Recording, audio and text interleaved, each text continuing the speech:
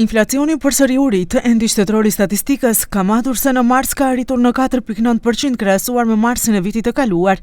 Janë rritur edhe çmimet me pakic për 3,4%. Shpenzimet për ushqim dhe pije jo alkoolike janë rritur për 7,5%. Brenda një viti janë shtrejtuar edhe veshmbathja, këpucët, kujdesi shëndetësor, rekreacioni, sporti dhe kultura, si dhe janë rritur çmimet në restorante, akomodim dhe arsim.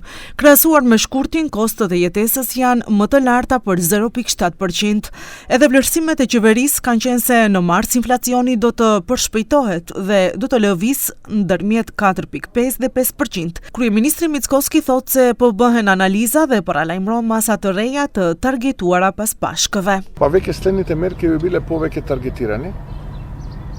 За odredeni целни групи на граѓани и odredeni производи, зборувам тука пред се на основните прехранбени производи. И тие мерки би биле комбинирани и со намалување на данокот на додадена вредност, но и со ограничување на профитната маржа.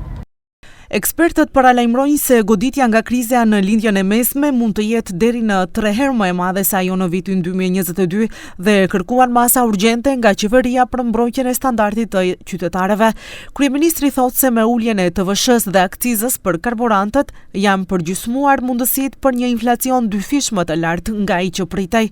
Masat të targetuara edhe më efikase kërkojnë më njëherë edhe sindikatat.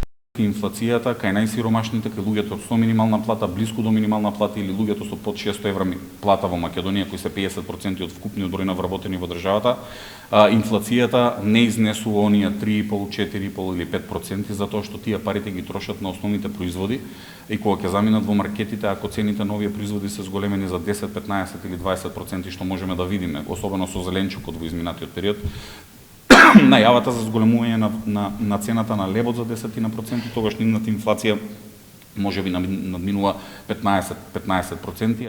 Statistikat tregojnë se në mars, krahasuar me një vit më parë, rritja më e madhe te ushqimi është tek frutat me 12,7%, qumshti, vezët dhe produktet e qumshtit janë shtrejtuar për 8%, ndërsa vajrat dhe yndyrat për rreth 7%.